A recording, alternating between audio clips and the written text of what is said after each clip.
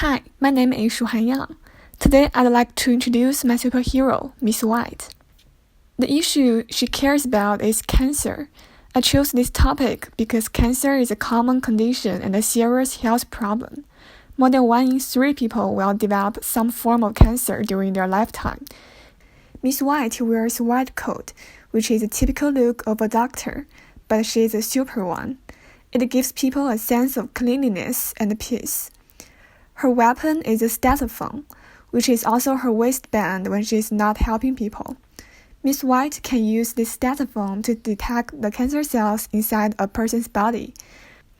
Her superpower is that she can detect the cancer cells, shrink herself to the size of a cell, enter a person's body, and kill all the cancer cells. If there are too many cancer cells inside that person's body, she can also clone herself to multiple ones. To represent my superhero, I used Arduino and processing. The input data is from a button and a force sensing resistor. The output is the animation on the laptop powered by processing and the RGB LED. First, a person would need to call Miss White to help him. In my design, they can simply press the button and Miss White will show up on the screen. Then Miss White needs to detect the cancer cells inside a person's body with a stethoscope. In my design, user can put their hand on the force sensing resistor, which is a very similar interaction. What's compromised is how Miss White detects the cancer cells inside the user's body.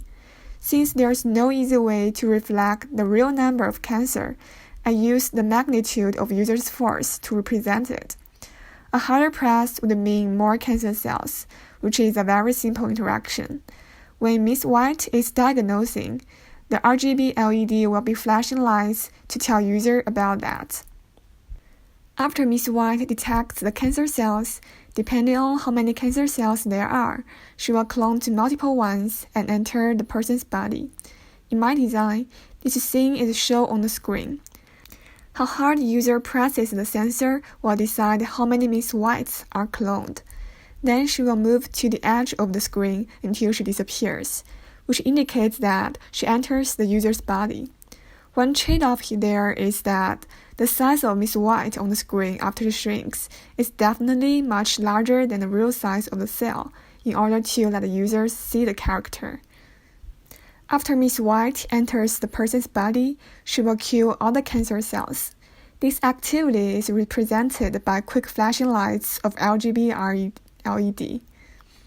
After Miss White cleans all the cancer cells, she will show up on the screen again, telling user about that message. There is an alternative of showing the scene of Miss White killing cancer cells on a computer screen with animation. But I feel this may be confusing because users may not understand that this scene happens inside their body. Now I'll demonstrate my artifact.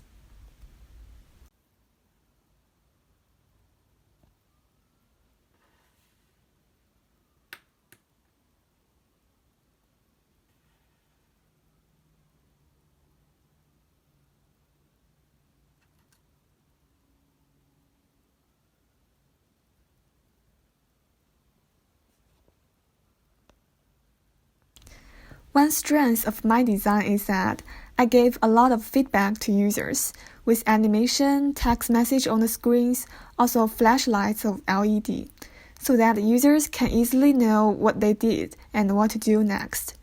With illustrations and animations on the screen, my superhero is also vivid and can build a relationship with the user.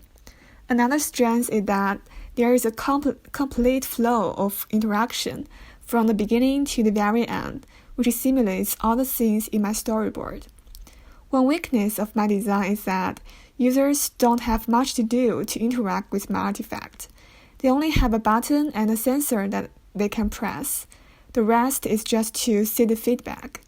Another weakness is that Arduino part of my artifact is pretty ugly. If I had more time, I should print a shell to package it. One difficulty I had at the beginning was that since the superpower of my superhero was shown in a series of actions, diagnose, shrink, clone, enter, kill. It's hard to represent those behaviors and make people understand only using Arduino.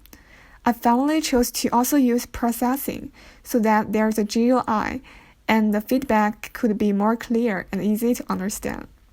Another problem I had when I was implementing the design was how to sync the behaviors of the RGB LED and animations on the screen, since both of them are the outputs of my design. For example, when the LED is blinking, the screen should also show that Miss White is diagnosing. After the LED turns off, Miss White should stop diagnosing, shrinks her body, and moves to the edge of the screen.